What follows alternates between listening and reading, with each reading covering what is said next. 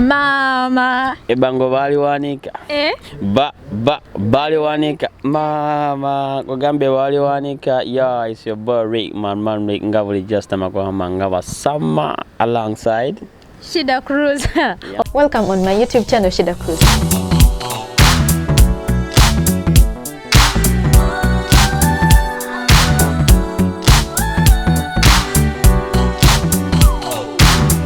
Yeah. Rickman. Tawali Kawan, just poor. Welcome to Istanbul. Thank you. You've been here for the second time. Chakabi chechili one. I want to vibe yamanyi. I've never seen like a country or city. But when I Uganda, I vibe yakabi. I think about one love. Yeah. Tulanga Istanbul. Erambera anytime wangona wanga mantino waliwo program yona namba nyino salako. Namtima? Yeah man. Yeah. Kati soko mbulire. Omchala aliwa Shilla. Mama jali poa ngaenga yeah anytime soon we link up when I drag we can link up nenga nga babimanyi bloma bela busy and you know building for the future so as know she's working, I'm working. Nenga anytime when we want to we link up anytime. And that's why na mbamu update mbamu zifuna. Sawa na njagola kumukuti tuberangako. Chichi choyagadde ogambe wano yagaddewo vibe che akabiche ekirala choyagaddewo. Like omutasolo ko relating amuko katono ne Kampala. Ngeri life anje tambulamu so I feel at home sometimes when nzija wano. Ti waliwo manyi waliwo ka ngeri wali hectic nywawe. Rush ye ningange ye Kampala nyini so oliranga oli in place like comparing to Sweden.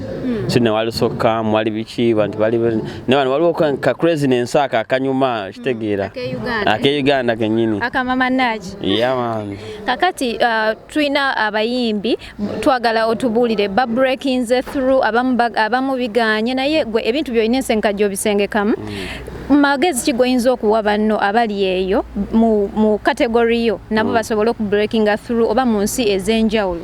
I think first and foremost is creativity, then social media, because we live in an era ya social media. So lokola ekintu nekitambula seconds biri ngomuntu ali Thailand akitegedde omuntu ali gwayo nana akitegedde. So I think by no question social media kyekisoka then nokubera creative, you know what's trending, you know ebigambo kyantu bakozesa like you have to be creative.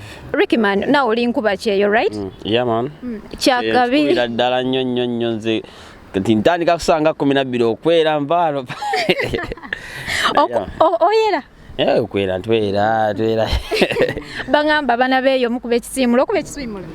Yeah, I used to do it when I linga Sweden, like when I was, I think 15 or 16. Yeah, waliwo mwami bambi many so rest in peace. Bamitanga manager TK, yeah the company, yeah ina company ya cleaning bichi.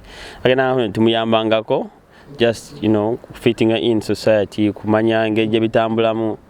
Then after I was genda no soma no kolachi then no meeting standards ndala.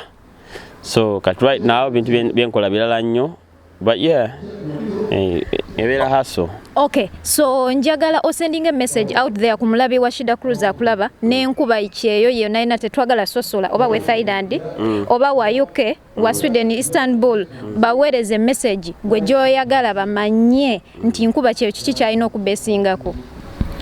Nchengamba kuba kyeyo no besingako first and foremost I think is family.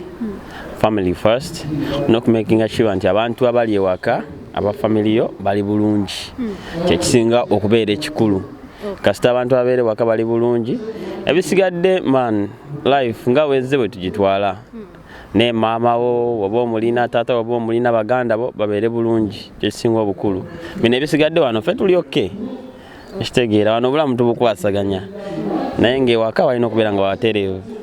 Okay, thank you so much. Okubera ku Shida Cruz, we really appreciate.